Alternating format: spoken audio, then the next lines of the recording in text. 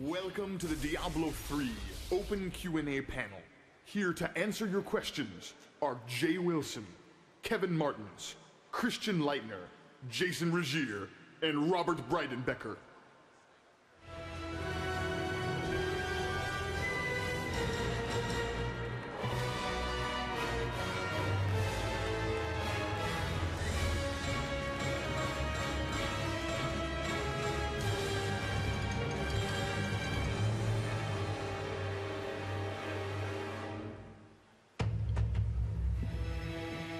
Hello, everyone. How's Blizzcon going? Awesome. All right, so this is just an hour of asking us any questions that you want to. My name's Jay, and I work on Diablo. This is Kevin Martens. He's our lead content designer and more the lore and story guy, so I don't have to answer those. Jason Regier is our lead programmer. Robert Bridenbecker. Rob, what's your title? He's the VP of Online Tech.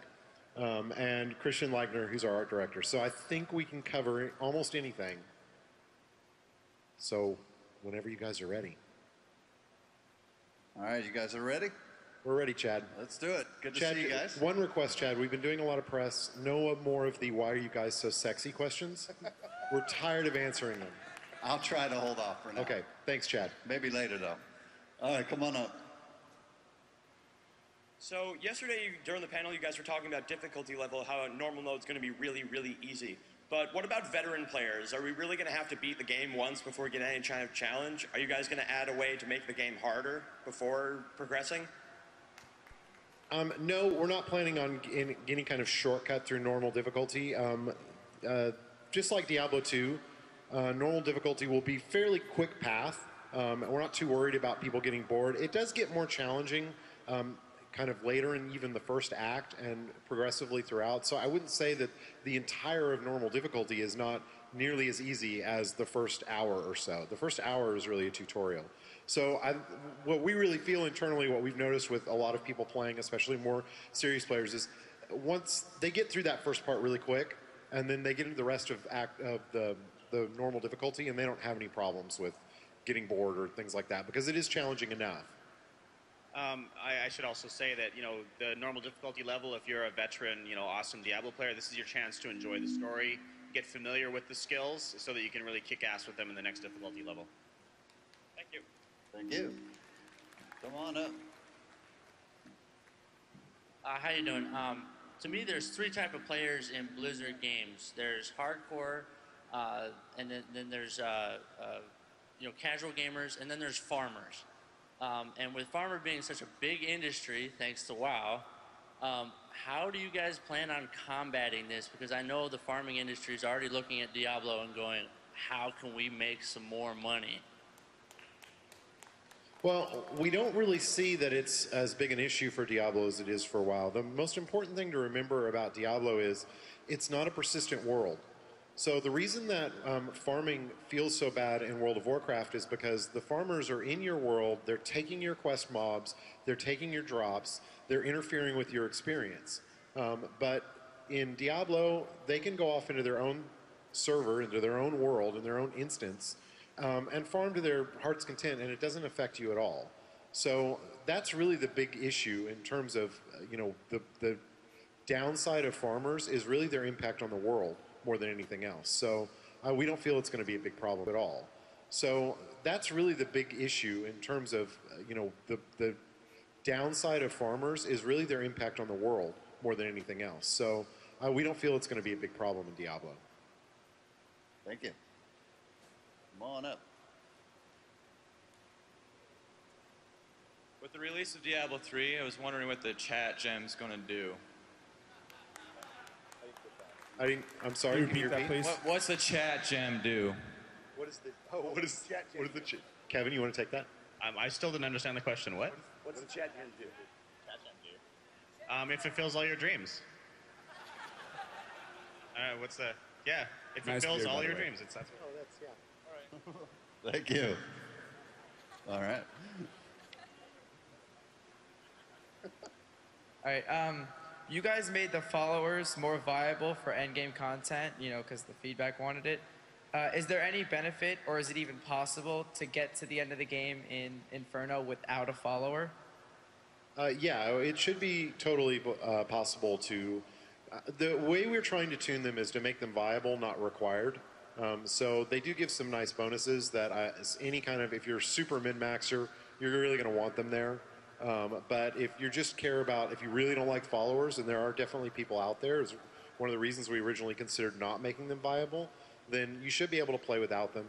Also, you know, this won't be for ship, but we still kind of want to figure out a way that you can get a benefit of a follower without having a follower, but we're not sure we never figured out exactly how we want to do that.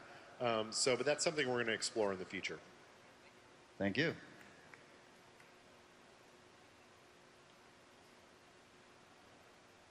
All right. Straight up question: is Diablo a girl? The question is, Diablo a girl? Diablo's not constrained by our human gender stereotypes.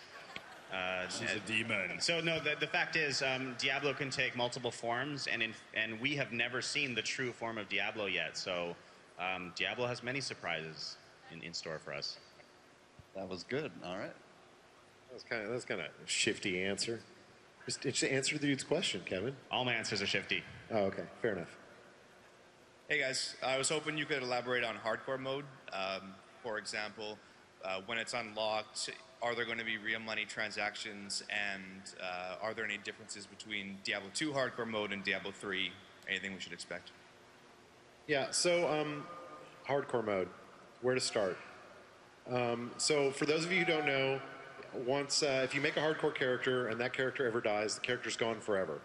So the big things about hardcore is completely separated from the regular games, so they do have their own auction house, but it's a gold-only auction house. They don't have a real money auction house, and they can't trade in any way with regular characters. So they're isolated within, they can trade with other hardcore characters, but not with normal characters. They also can't trade items between, you can't trade items between your hardcore characters and your regular characters.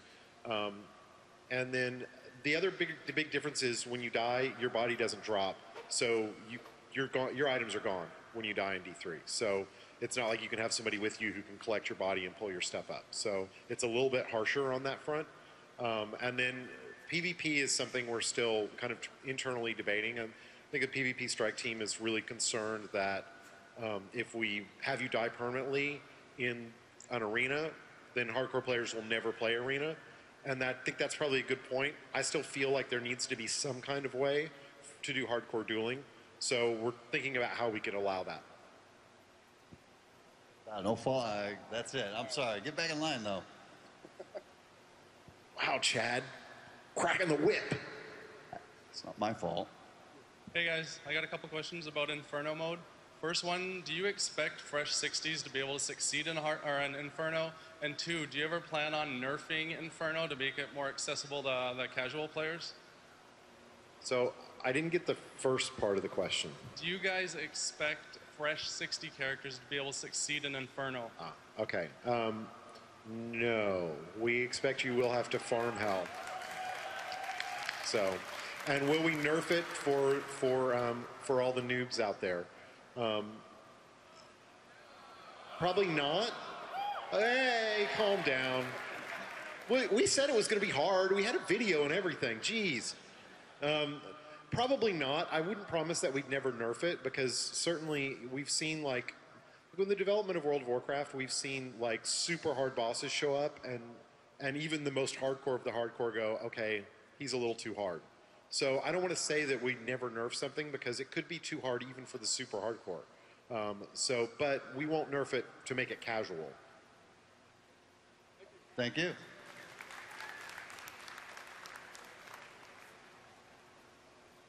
All right. This might be a stupid question, but I was in Diablo 1 and 2. There was a considerable amount of fog of war. I was wondering in Diablo 3 if why that wasn't there.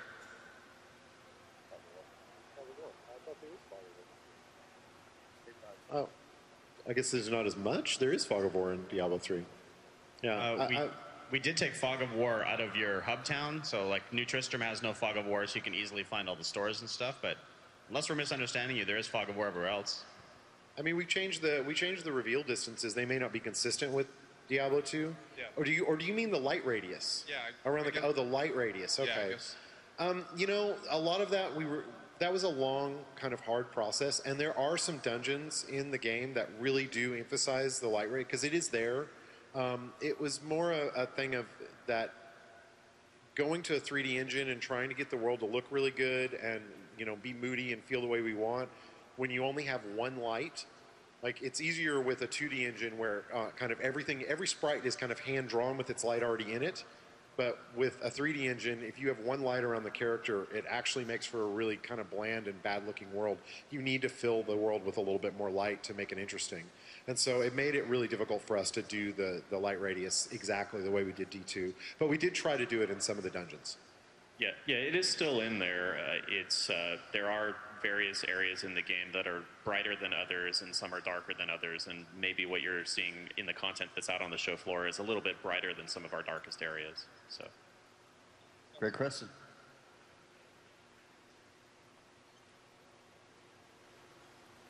Hi. With respect to randomization in dungeons, there are some areas in Diablo 2 that can be frustratingly convoluted. And I was wondering, like, why would you make a jail like that, or the catacombs? Are you guys toning that down a little in Diablo 3? So, Kevin, I think the question is, are we going to not do crappy design? To you. I'd love to know exactly what you're referring to. So most dungeons are very random.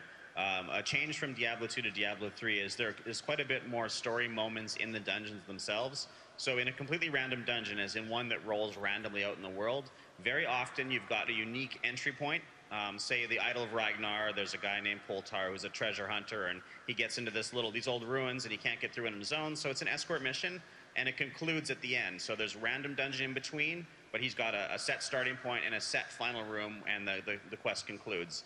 In other cases, like you'll see in the beta, we have some levels that have very little randomness, like the Templar level. So you acquire the Templar in that level. He's got his little story moments, his open room. But even in there's some randomness in between the first room and the end room. He's got a much bigger set spot because he's got to get his armor and have his rescue scene, and then have his final confrontation with Jondar and ultimately kill him. Spoiler!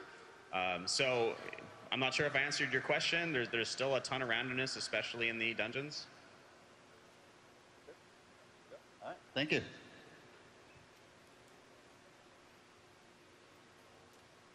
Hi. With there being a monetary aspect tied to the game via the auction hall now, my question is around the botting. So Diablo 2 was pretty much ruined by botting in its later years, and I'd like to know what you guys are doing to increase the warden protection for botting.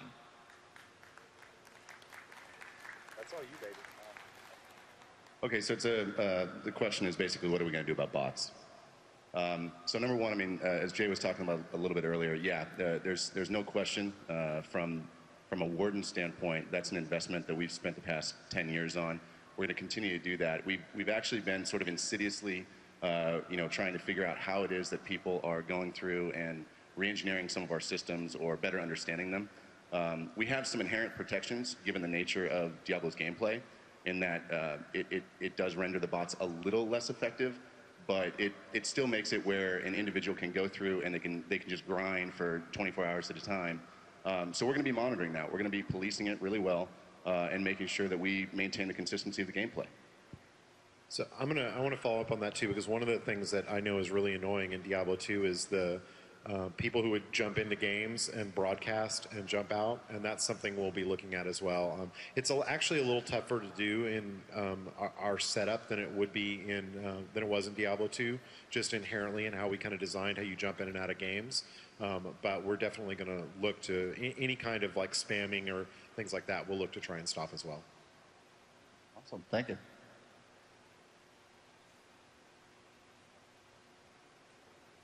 Hey, here from New Zealand. I was trying the monk out, and I was just wondering, are all his strikes single click, single attack, or are there some like the old Barbarians D2 Frenzy where you can just hold and go forever? Well, a lot of the abilities, yeah, you can hold down, and some you can't. But most of the time, you can just kind of right-click drive with a particular ability if you want. We've tried to design the combat so that there's really the most optimal way to play is never with just one ability, just held. That it's always, you're going to be better if you can swap in at least a follow-up, like a big hit that's controlled by either cooldown or resource or something like that. Because we find it's a little bit more fun when you're using a couple of abilities together.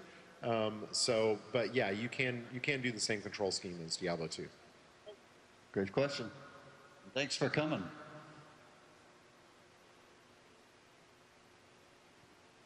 Hi, have you guys thought about adding WSAD movement controls so that players don't have to spam the mouse so much when kiting? You know, we've played around with, and mostly played a lot with games that used that in kind of an isometric view, and the general feeling we had was two things. One, you don't really want to support two control schemes. It's really hard to make one control scheme feel great. Having to make two feel great just makes the challenge that much bigger. And we found just kind of the non-analog nature of the WASD doesn't work very well with isometric play. Like, we felt it didn't feel good, so we decided to stick completely with the mouse. Thank you. Come on up.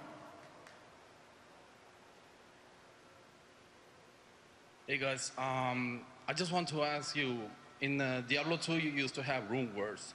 Right now you in Diablo 3 has rune stones. So I'm asking that, are you planning to put the rune stones, the rune words again? Like Nigma, Phoenix, Treachery, and a bunch of other words? No, sir. We're not. We have a lot of new systems that sort of do everything that RuneWords needed to do. You know, the rune stones, of course, you have your vanilla skill and 5 variations on that times 7 levels. So this is like a ludicrously rich system. We also, you know, gems are coming back, and they have more things that they do as well. We've moved a ton of the attribute or the stat points into the itemization game. So, you know, the item game is a huge, broad characterization. It's just awesome, yeah.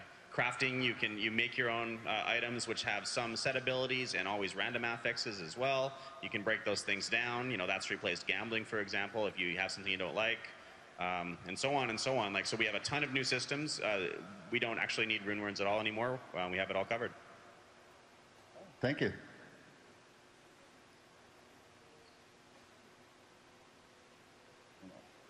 Hey, I wanted to ask, let me look at it.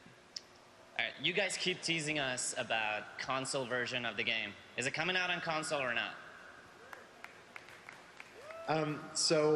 Okay, we haven't officially announced anything. So there's my dodgy part of the answer. So I don't think we've been actually very shy about that. We've hired people. We have a console team working internally.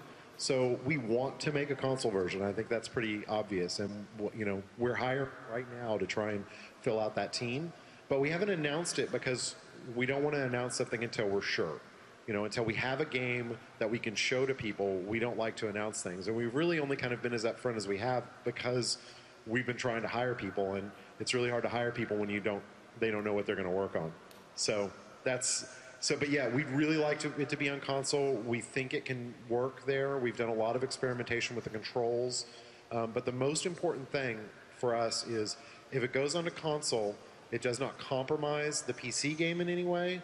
And it feels like it was built for the console. It doesn't feel like a compromised product on either platform. It was like we built it from scratch for that platform. And if we can't do that, we won't do it. Yeah. He's happy. Thank you. Hey, this question is about runes. There's 5 runes, 7 ranks. And one way of doing it was you have a Crimson rune and say, I want to throw in a Blizzard. And say I change my mind, I don't want to use Meteor. I take that Crimson rune out, put it in Meteor instead. And then you changed your minds to where it was locked into one skill. And that created a situation where now you have up to like 5,000 different runes that could be traded or found on the auction house, whatever. Because now you have a rank 1 for each class for each rune type. And you said a couple months ago in a press interview that that creates a huge inventory problem. And I was just curious what you were finalizing on that. So the short answer is we don't know. We're still playing with that system. You know, I talked about that a few months ago just because, you know, I thought it'd be fun to kind of throw out there, hey, here's a system in flux and here's what we're trying to do to fix it. And the system we put in has some good things about it. You know, the new ones with all the attunement and things like that, and it has some bad things, the inventory being one of them. And it's definitely a problem we feel we need to fix, but I don't want to speculate on what we're going to do to fix it because we don't exactly know yet. But a lot of the times you got to play with these systems for a while and really understand what all the good about the change you made is so you can figure out how to make it even better.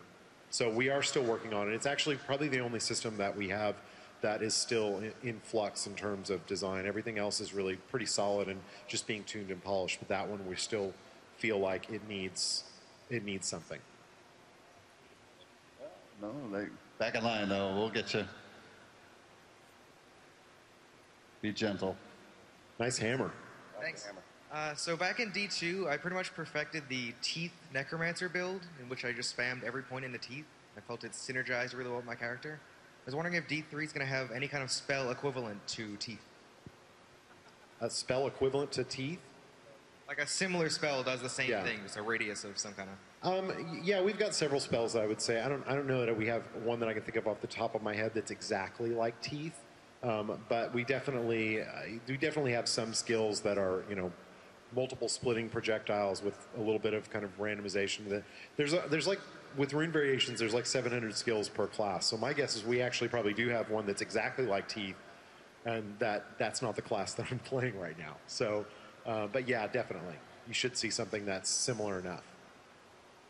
Thank you.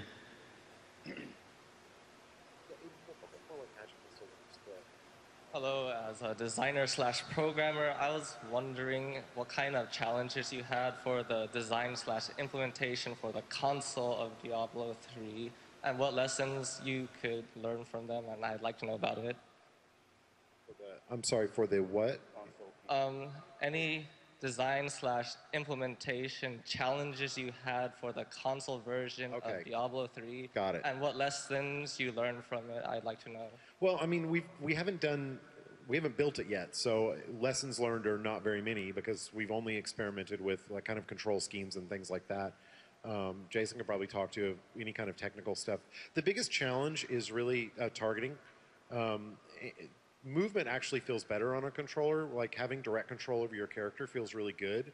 But how you target, like, and certain skills like Magic Missile feels great because it's just shooting in a direction. But a skill like Blizzard, and trying to figure out exactly where that's going to go without putting some kind of targeting reticle in the world, which we really don't want to do, that's actually probably one of the biggest challenges. And then there's a lot of little subtle things.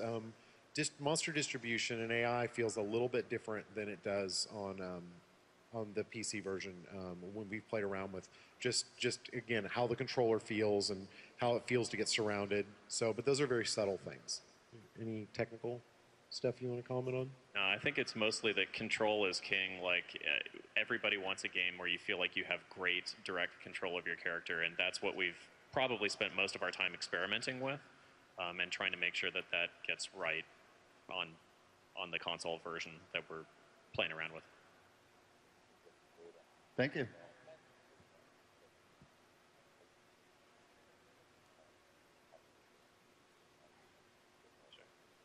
Oh, hey guys. So I think I speak for everyone here when I ask, can we get some beta keys?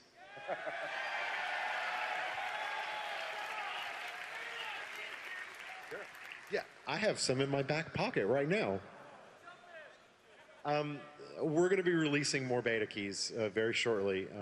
So if you've signed up, you have a chance to get them. So we're trying to keep the beta running as long as we can, and we're going to keep sending out waves of beta keys. Right now, we're just waiting. We have a big patch coming, and we're just waiting for that patch to hit before we release some more. And for those of you that have been participating in the beta that are here in the audience, thank you so much for playing and testing the heck out of the game. We really appreciate it. Thanks, guys. Thank you.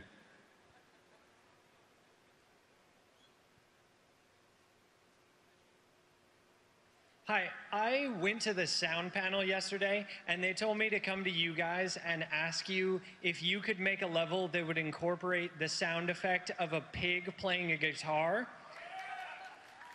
I got this one. And I was also wondering how many other secret areas you guys might have planned for the game.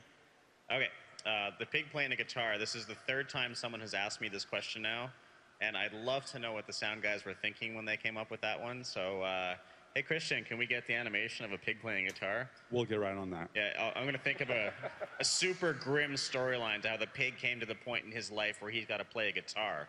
That's going to be really dark. I've seen the technical problems with it. It won't be in at all. We'll see.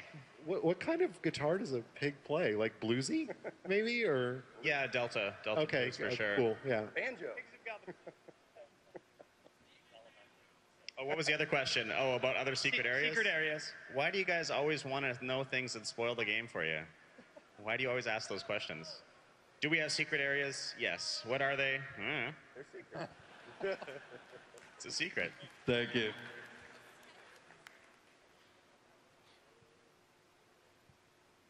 Hi. Thank you for making followers endgame viable. And there were some builds in D2 where the mercenary was your main source of damage, like a Singer Barbarian. Will those be viable? Builds be viable in D3 as well? Where the, I'm sorry, that the hireling was the Your main? follower is the main source of your Okay. damage.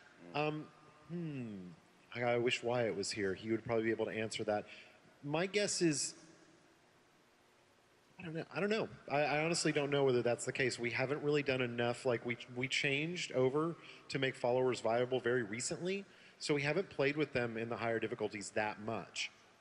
So how they feel in there and how much damage output they truly have and how much we're willing to give them is going to come through playing it. So I don't want to say yes or no to that at this time. Thank you.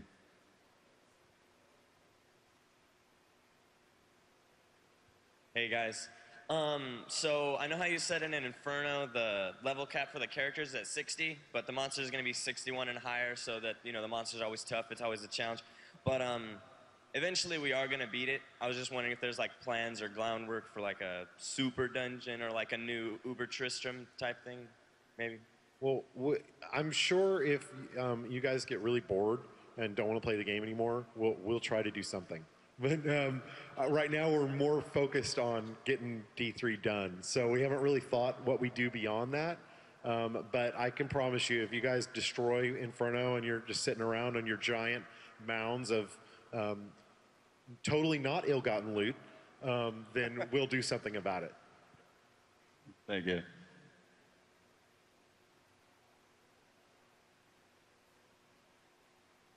Hello. Sorry.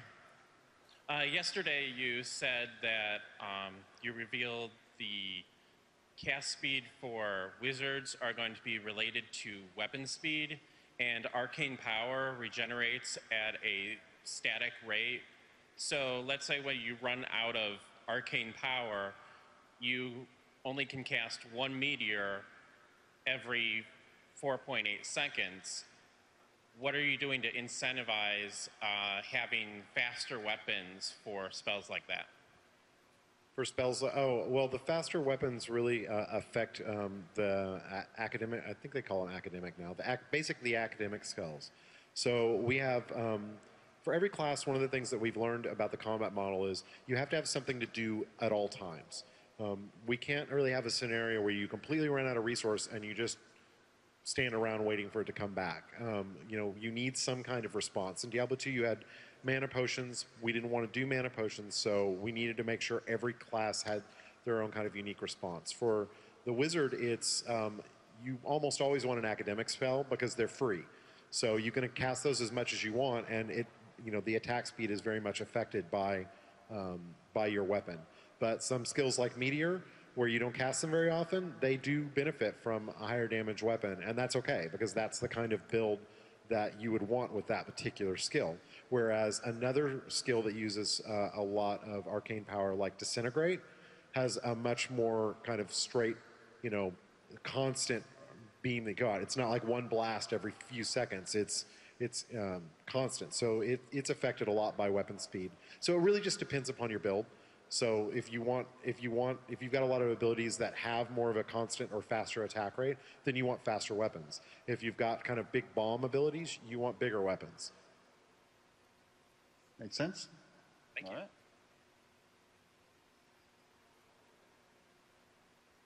Yes, I had a question about the authentication system. Being that Diablo 3 is doing the actual bank accounts per se, if the authenticator is going to be linked to Diablo 3 like they have been for StarCraft 2 and WoW. Yes. Good answer. Great answer, yeah. A little wordy. I was clear. A little wordy. Yeah. Oh, okay. He wants to give it a little bit more wording. So, I mean, I'll give the line. No, I was joking. Oh, one word. Oh, okay. A little wordy. Oh. I was making fun of you. He's a VP. He'll have me fired later.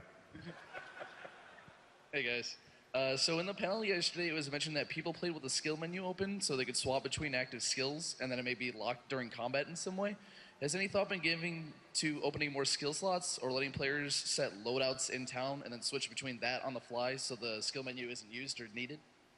So, more skill slots? No, absolutely not. One of the things that reasons why we have limited the skill slots is it creates more build diversity. It forces people to make hard decisions. That, you know, a lot of the things, you know, we made a lot of changes to the skill system and fairly radical changes from Diablo 2. And so one of the examples is the removal of skill points, which used to be a hard decision that the player made. So we didn't want the player to not have hard decisions. So, you know, we changed those hard decisions from being skill point committal, which did force a tiny small number of skills already, to just capping the number of skills that you have. On the loadout idea, we get that suggestion a lot.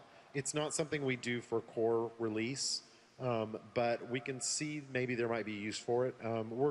We're happy to kind of let the game go out without that feature and see how much need there really is for it. And if there is, we'll consider it for the future. Thank you.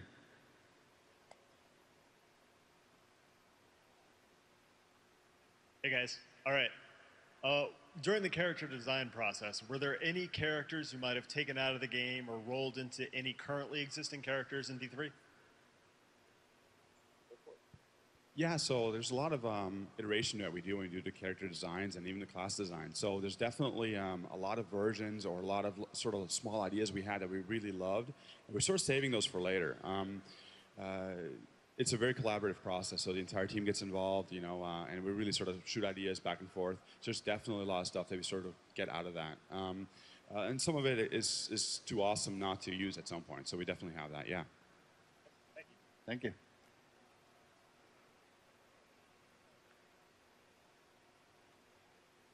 Good afternoon. With the implementation of using PayPal to buy items, I am curious what effects you think that might have, if any, on the PvP side. Say I'm going doing a team deathmatch and I'm matched up against somebody that spent like $100 on his character. Is there any system in place to affect that or help that kind of imbalance? Well, the funny thing about it is one of the things we're avoiding with the PvP system is creating like a ranked ladder that lets you show, like, I'm the best, you know, I'm in the top 5 PvPers in all of, you know, Diablo land. Without that, all you're doing when you buy better equipment is just changing your hidden ranking, which is changing the quality of the players that you're fighting against or the quality of the items that they're fighting against. So it really doesn't give you a ton of benefit that you're going to see. Our system is going to be much more of a progression-based development system where the more you play PvP, the more progression you get. So it doesn't really matter if you're playing it at level 30 with crappy gear or you're playing it at level 60 with ridiculous awesome gear. Your win rate will speed things up primarily, but having better gear just makes you feel more awesome, but it doesn't actually truly affect the outcomes of the games because of the hidden ranking. Thank you.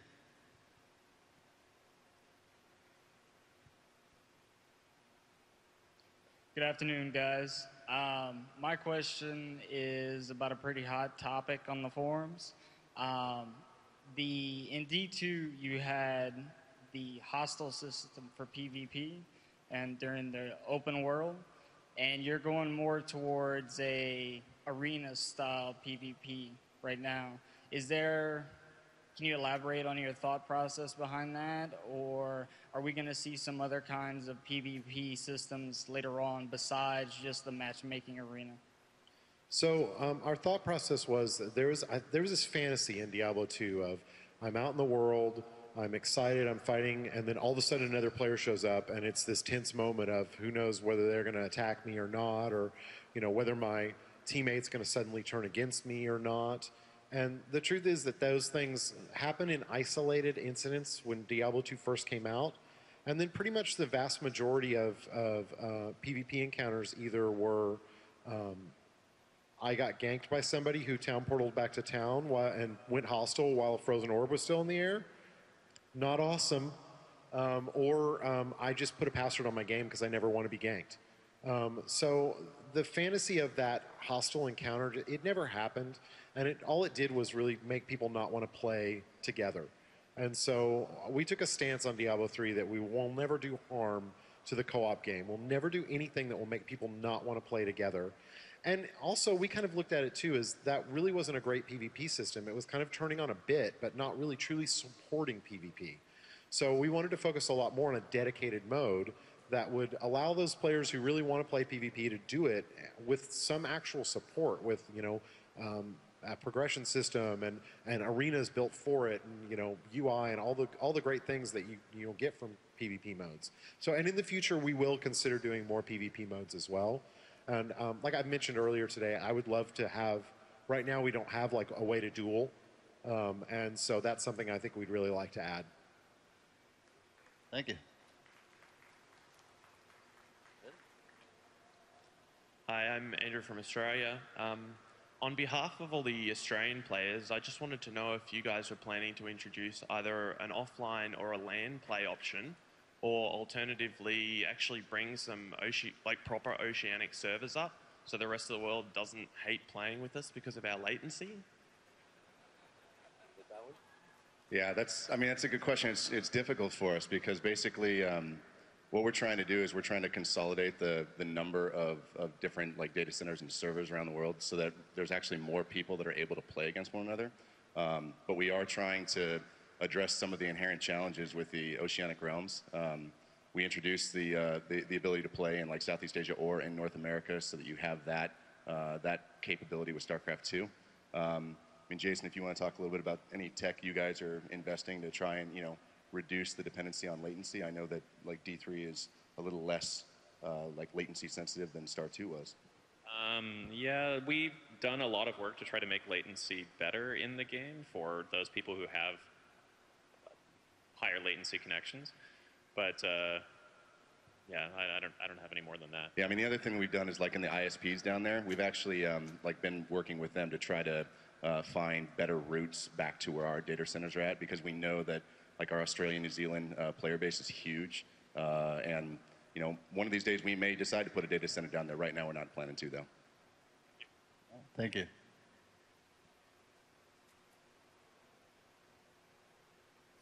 Hi there. In D2, there were roughly 6 set quests you can do per act. In D3, are you going to have kind of that same feel, or because in D2 you can just kind of skip a lot of the side quests and go to the end?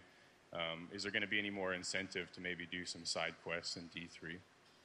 I can answer the first part there, that we don't have a set number of quests per act. It's more of a natural flow for each act and story according to what makes sense for the story. It's not as it doesn't have as much of a pattern as D2 did. To encourage people to do subquests, a lot of the rewards, the good item drops or the rares, etc., are out there in the world on the random events or random dungeons. Likewise, the way that we've designed many of the quest objectives, some of them are fairly linear and have a strong story moment, but a lot of them have a strong exploration component. And as you're out there, looking for, let's say, a staff to, make something up randomly, you're going to find a bunch of other events and quests on there, and we try to develop that in such a way that there's no reason for you to not go ahead and do those, and in fact, it's going to be good for you on your way to finding that staff. Thank you.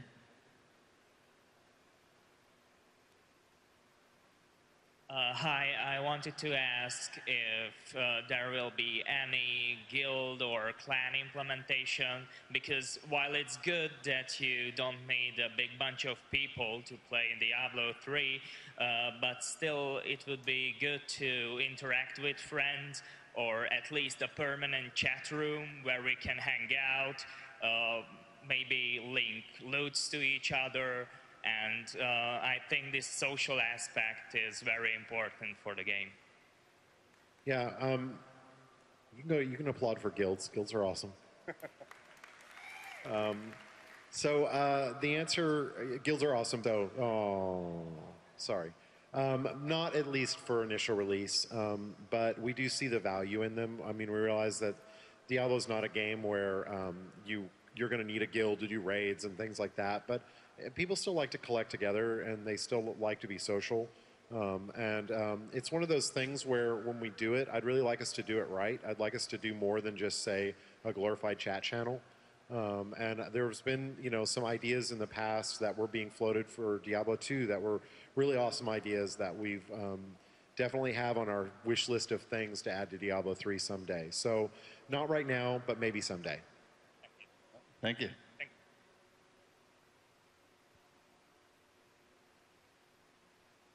Hi. So in Diablo 2, pull up my question. All I played was hardcore, and the most horrible feeling was seeing your connection has been interrupted, and then logging back in and your character's dead. Is there going to be a thing to combat this technicality, or is that just another risk we take? That's all you, dude. That's a risk you take playing hardcore. Jason, why are you killing everyone's hardcore characters? I'm sorry. Yeah, I mean, that is part of the risk. I mean, the funny thing about hardcore is that it's one of those things where, when you play D2, you really wanted to play your hardcore character online so that you can show that it was real. So it's not even a thing where, people back then played it offline. It's one of those risks of, our goal is to make sure that our connection is as fluid as possible, that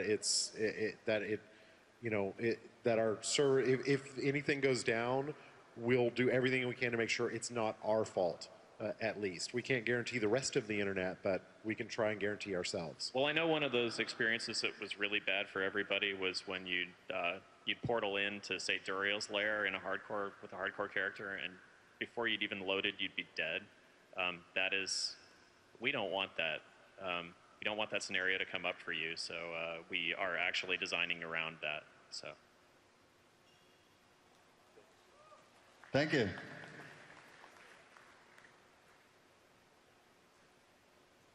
Hey, my question is about the real money auction house. You said in Diablo 2 that you said there were shady dealer of third-party red sites, but you didn't really say if you were for or against them. I'm thinking about if you have the real money auction house and you have like a firm, like someone making a company just specializing in farming items and selling them on the real money auction house and thus like earning their actual keep, if you're for it or against that, and what's your stance on it? Well, I think by calling them shady, we did take a stance on that, and how we feel about it. For us, it's all about the player experience and how good an experience the player is going to have. Going up to a website, you had to leave the game already.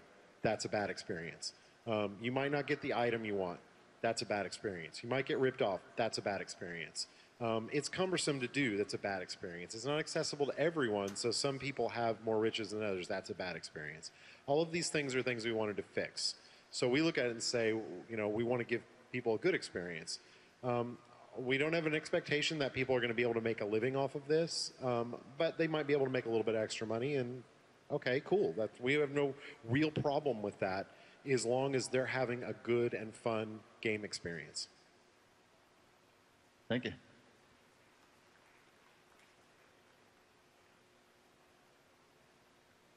So my question was about the scaling of AI and mechanics on bosses throughout the difficulties. So the Skeleton King does some sweeping strikes, but it's in one direction. He summons some skeletons. Maybe in Hell, he like summons skeletons that summon more skeletons, and you have to kill the hive. Or he does even more mechanics that make the whole fight extremely difficult. And also, can I have a hug, Jay Wilson? Can you have a hug? Yeah. Meet me after the panel. Not right now. Oh, like right out? No, I'm not doing that. I tried, man. To your first question, we have a couple things that we've done, but it's not as much as we'd like to. We actually, we're in the process of tuning the higher difficulties right now, and that's one of the things that is on our list of let's look at the higher level bosses and see if there's tweaks and things that we can make to their AIs and their scripts to make them a little different throughout. Probably only focus on the real major bosses to do that, but yeah, we have kicked it around. I'm not going to promise we're going to do it, but we would like to. Thank you. Thank you.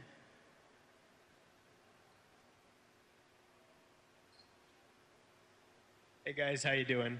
I was just wondering, I've heard a lot of talk about the lesser evils playing a large role in Diablo 3. Will Mephisto, Diablo, and Baal come back to play a large role as well? So we don't want to, let's see.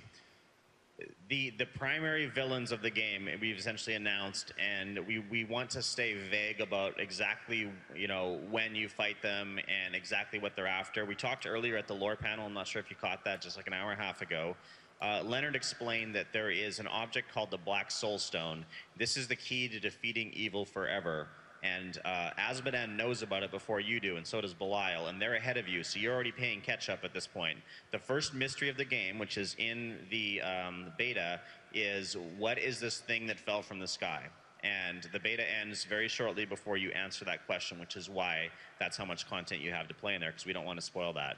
So suffice to say that there is a major shift in the structure of the world that happens during Diablo 3. Like, some big things are coming, but not in a way that I can be specific as you want me to be to explain it, because it's going to be major stories. But certainly we answer a lot of questions about the primevals, we answer a lot of questions about the angels, and I think I can say that this game is sort of about the ascent of man. This is the moment where, more than any time in history, human beings come into their own and sort of find their place in the eternal conflict, and you, the hero, are going to decide what that means for humanity. So it's a pretty cool story. I wish I could tell you guys more, but I really don't want you. I want you to experience it, in the flow of the game that we have.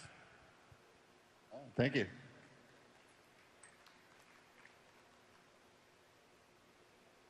Hello. Where am I? There I am. First of all, the pig plays classic rock. Okay. Of course. And suggestion for the hardcore PvP. Basically, you could have a choice to play for your character, like if he loses, he won't die, or you could have them play for each other's gear. And my question is, what are you doing for the individuality of the characters? Like, there was a lot of Paladins with Shaco and Enigma and D2, and is that going to happen again? Yeah, absolutely. We're doing a ton of stuff for individuality. One of the big ones that we're really excited about is we've put in a whole dye system. I think we have 16 different colors, and pretty much almost everything you can wear can be dyed. Every class has at least 3 class-specific items they can wear, 2 of which actually affect the visual look, and then there's hundreds of, on top of just the normal kind of weapon and item art, there's hundreds of unique items that are each have kind of their own unique art, many of which are designed to be very memorable, kind of legendary and unique items like your Wind Forces and your Ring of the Zodiac and Enigmas and things like that, although nothing as game-breaking as Enigma. And not to mention the banner system, which also is a great way for you to show off all of your progress through the game and your achievements to your friends, and you can customize that with different dyes and different banner emblems as well. All right. Thank you. Sweet. Thank you.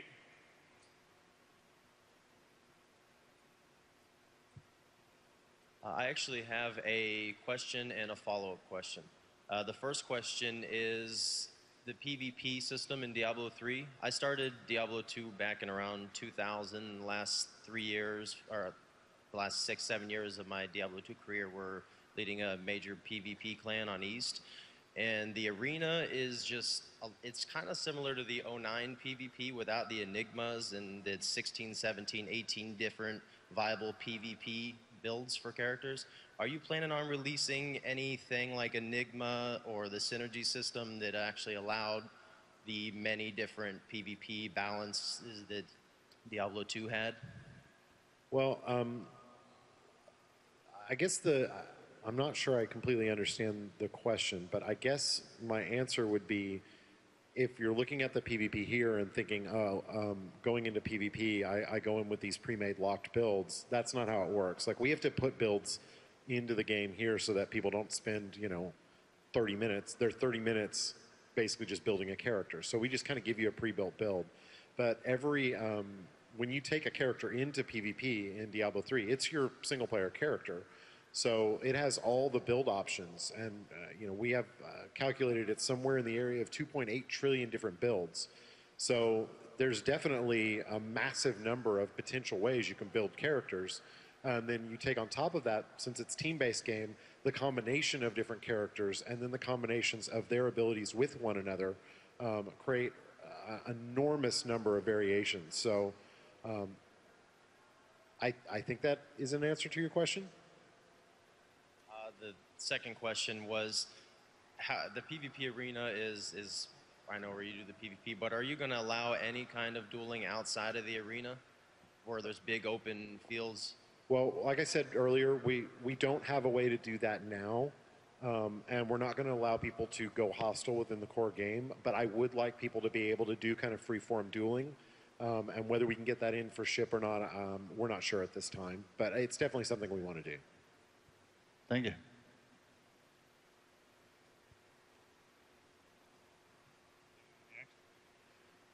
I spent a lot of money on my computer. I'm just curious for the lighting effects. I know other games are having that in there with Diablo 3. I'm sorry, I missed the last. Can you repeat the question? Such as alien effects for lighting for computers. Is there going to be a type of support for that? Yeah. Are you talking about having the case itself light up, like an actual mod Right, for kind of the like case? Dungeon Siege, where the lighting would change according to your life, mana, etc. Oh, I wouldn't rule it out, but we have not done any work on something like that. Thank you.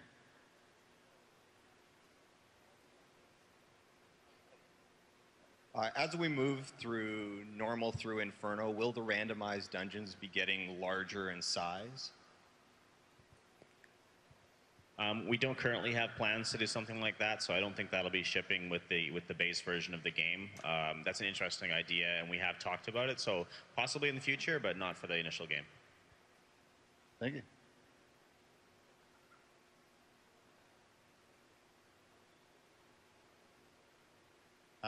Hi, I just wanted to say that I came up from Guam, and this is my first BlizzCon, and it's awesome. So thank you for all of this. Awesome. Thanks for coming, brother. And Thank you. My question is, what are your guys' thoughts on class skills that combo off of each other, like aiming a disintegrate at a monk while he's using impenetrable defense to make it bounce off in a different direction? So we've talked about ideas like that in the past, and what we find is that people latch on to one or two that they really love, like, oh, the wizard freezes somebody, and then the demon hunter smashes it with a particular skill, or the barbarian does, and that does more damage, or the rebound one has come up a couple times. And then when you sit down and go, okay, let's do this across all the classes and all the skills, such that in a way that it won't force people to have to take certain builds. We don't ever want a case where a barbarian enters and goes, oh, you're a wizard and you don't have Frost Nova. Okay, I don't want to play with you because I won't be able to do more damage.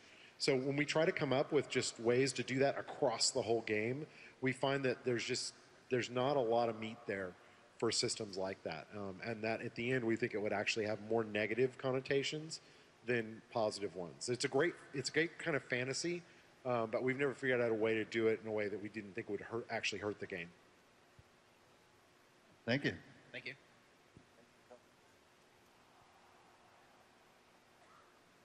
Hi, is there going to be a web front end or API for the auction hall or your character at launch? We talked about it, but not. We don't have plans to do it at launch, but we have talked about adding functionality on the website. Thank you. We're coming down to 5 minutes, so just enough time to get a few more of you in. All right. Well, my question is, if you beat Diablo 2 on normal or hardcore, will you get a bonus item? And my second question is, do you guys have any idea if you guys are going to implement a PC controller into Diablo 3? No, we don't have any plans to do any kind of bonus items for having completed the previous games, although it's not a bad idea. The other one was like using a console-style controller with the PC game? No, just a normal PC controller that you can buy at Walmart, not like the Xbox or the PS3 controller. Yeah, like a gamepad, you mean.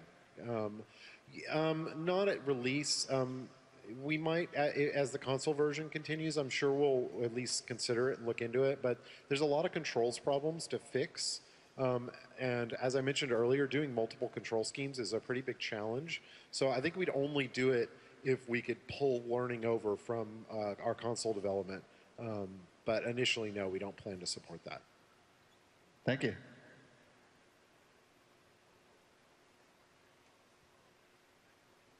Hey, my question is actually a fairly simple one, but one that kind of worries me because I haven't heard any official word on it, and it could be particularly detrimental to the new experimental builds, or the more experimental builds that you guys want to take with classes.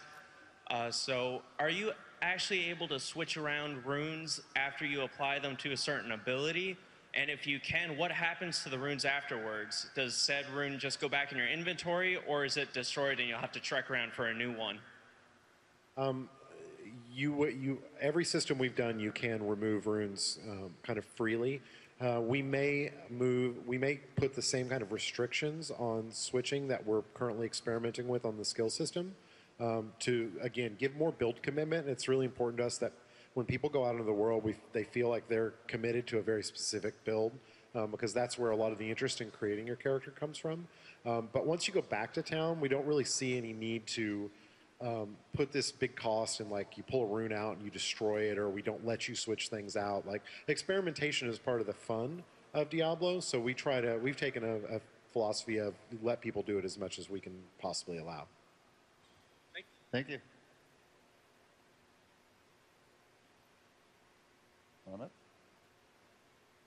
Hi, I was wondering if for the players who are buying the 12 months of WoW and they get the D3 for free, is there going to be an option for them to get the collector's edition as well, or have you discussed this?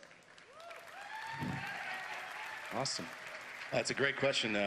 We totally talked about it. We know that there's a lot of people that they're basically going to want the collector's edition specifically, so absolutely. In fact, what's going to happen is if you buy the collector's edition, it's going to count as a credit towards that 12 months purchase.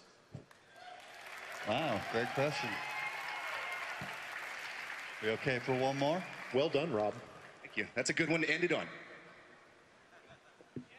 I think I'm being told we can do one more. So Yeah. Hi, in WoW, there's always like a top tier of gear.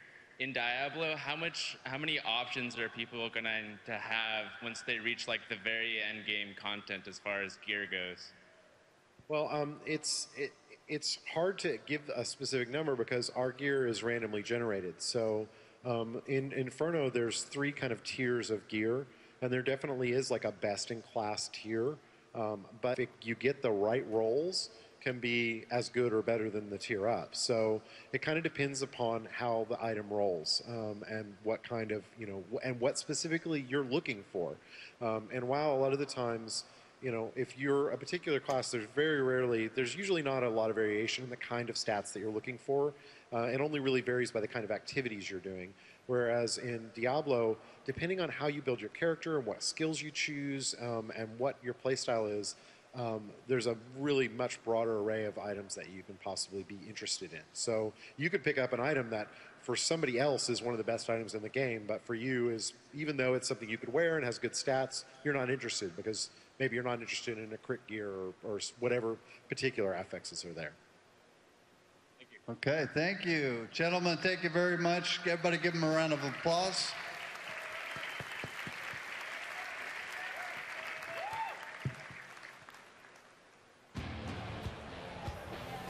Thank you for attending the Diablo 3 Open Q&A panel.